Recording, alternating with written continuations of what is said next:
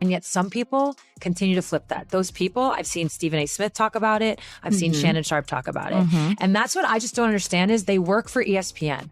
So why are you hating on a product? It's a business you're in. It's not that they can't. The WNBA legend Sue Bird has officially lost it. She is attacking Caitlin Clark, saying that it is her fault that the WNBA is unable to sell a seat. Really, Sue? Where were you when Caitlin was being blindsided by eye pokes, shoulder slams, and outright racist eliminations from the playoffs?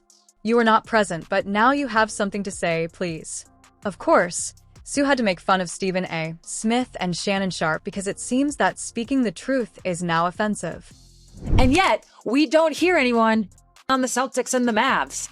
That is not how this works. It's because there's some players that are just so transcendent that the viewership's going to be insane no matter what. Great.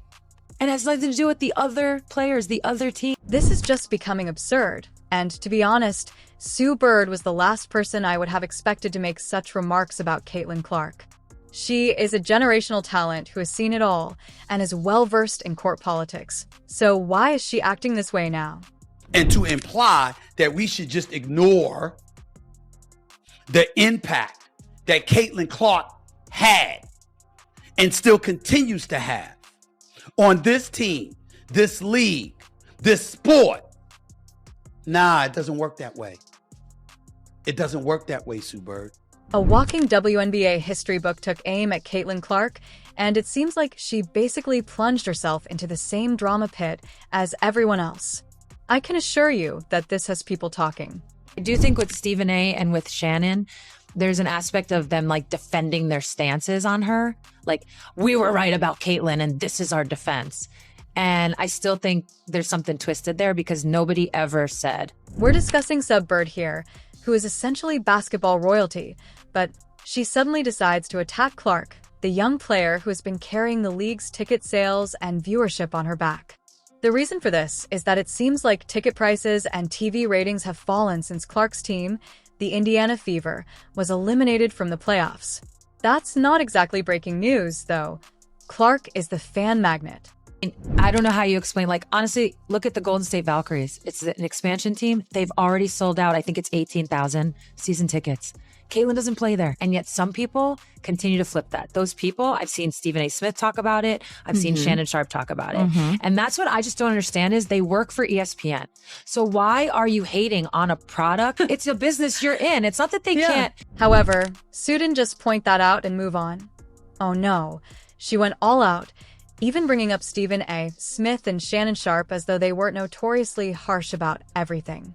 What is so mad about them is that they're calling it as they see it, and it's not even like they're wrong. Sue Bird calls out ESPN hosts for, quote, hating on WNBA playoff ratings after Caitlin Clark's exit. You said, what? Why? Why, y'all? Really? This is where we have to go? And let's take a moment to discuss the whole Bird versus Clark controversy. Let's face it, Clark became the face of women's basketball in what seems like a matter of seconds, drawing large audiences and viewers like no one else has ever done. However, now Sue is criticizing anyone who dares to point out that the WNBA is clearly having trouble keeping up without Clark on the court. In fact, it kind of smells like sour grapes from Bird's side.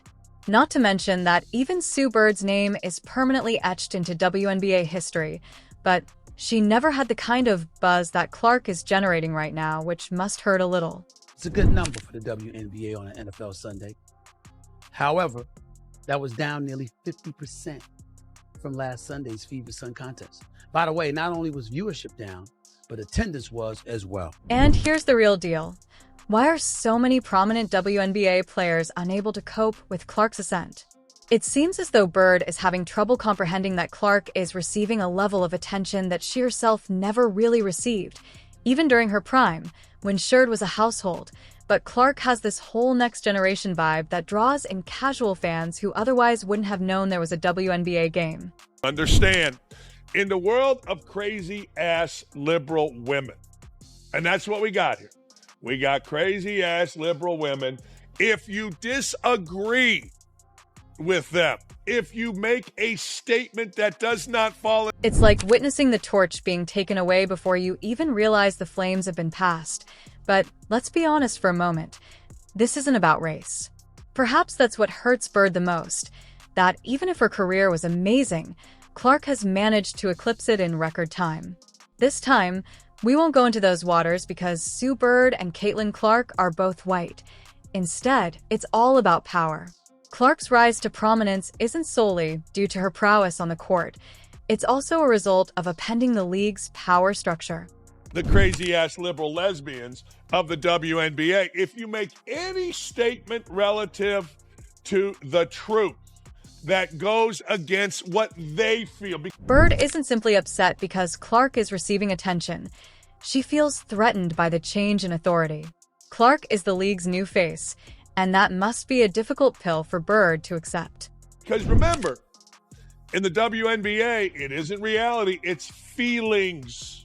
Feelings matter. That should be their slogan. WNBA, where feelings matter. You've experienced blood, sweat, and tears during your WNBA career, and now comes.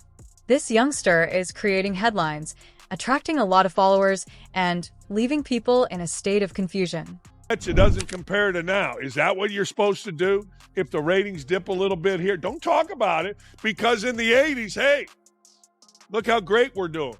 No, shut up. No. Stop talking, and don't forget the hard data. Not only is Caitlin Clark well-liked, but she is truly remarkable. Sue and her generation could never draw the kind of audience that Clark consistently attracts. For example, Clark's most recent playoff game drew a record 2.54 million viewers. There are games where Clark barely cracks a million. Bird is feeling the pressure of Clark alone, taking the league to new heights in a single season that others couldn't accomplish in a decade. And when she's gone, it's as if everything goes dark. Everybody wants, when you're in the Sue Bird, crazy liberal WNBA lesbian world, everybody wants to talk about how great it is.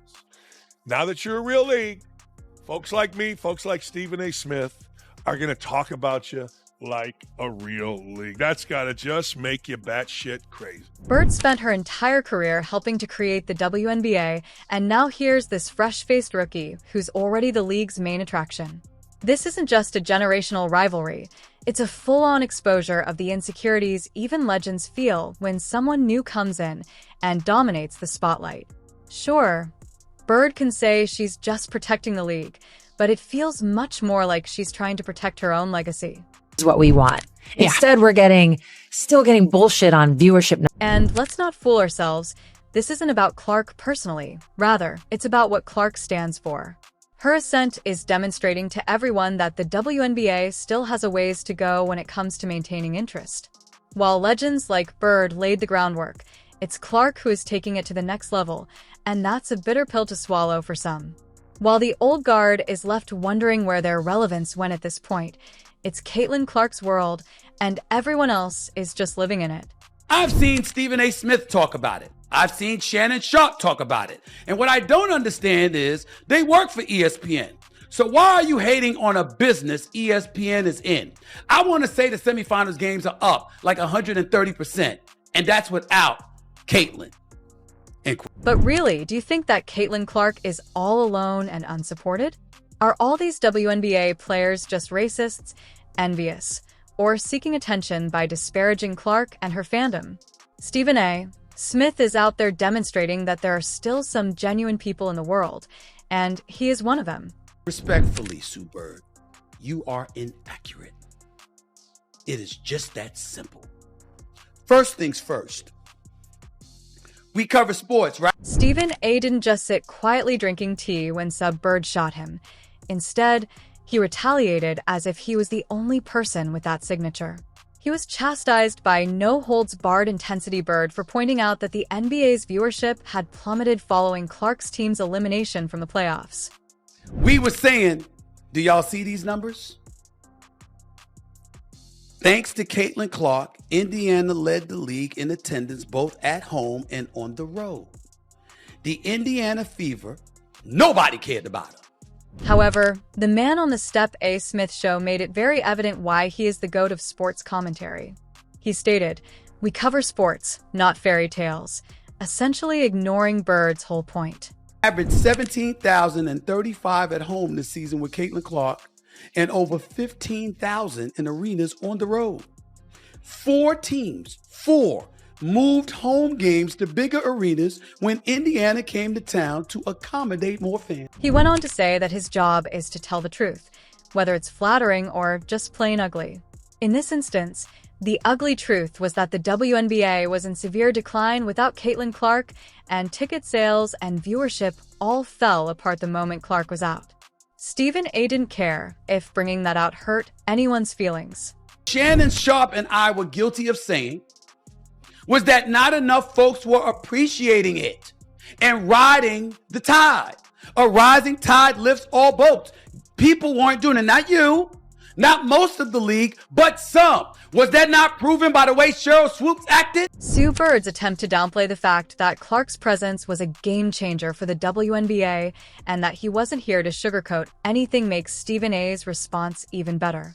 He reminded everyone that his duty is to report the facts, not to make people feel good. Stepina said it exactly how it was. My day job on ESPN, I'm supposed to ignore the facts? I'm supposed to ignore the astronomical impact she has had compared to others? How Team USA was stupid for not putting her on a team to make sure you help uplift the sport even more? Don't y'all want a greater profile? Don't y'all want more notoriety? Don't y'all want more hype? Furthermore, people stopped watching point-blank games without Clark on the court, and they struggled to reach 1 million viewers. Smith wasn't going to make things seem better by pretending everything was fine, though. The numbers spoke for themselves, and all he had to do was read them aloud. The fact of the matter is, she swelled the interest in the sport. That made people stick around and want to watch the others. A rising tide lifts all boats, which is what we were saying, both Shannon Sharpe and myself, when we addressed that issue. And let's face it, Bird completely missed the point. Without Caitlin Clark, the NBA's viewership would essentially fall apart. After Clark was eliminated, the most-watched playoff game was the first one between the Aces and the Liberty, and even that barely managed to reach 900,000 viewers. Compare that to the millions of viewers Clark was drawing, and you can see what Stephen A. was talking about. The remaining playoff games averaged only 850,000 viewers, which isn't even close to Clark's numbers. We work for ESPN, so I'm supposed to turn a blind eye and a deaf ear to the facts? That ain't what we do. And while I am quite sure, Sue Bird, that you can educate me on the game of basketball, even though I've been covering it for 30 years, because you are phenomenal. You are one beautiful human being. I love you to death. But wait, it gets better or worse depending on your perspective. Let's talk about ticket prices. When Clark was playing, people paid top dollar to see her live, but after she was eliminated from the playoffs, ticket prices fell to about $10 for a playoff game. Come on. $10 is more than you could spend on a movie ticket than on a WNBA playoff game. It's almost absurd, but it's also very telling because Clark was the main event and the draw, and without her, demand simply wasn't there. The WNBA experienced a financial collapse that was directly related to one player's absence.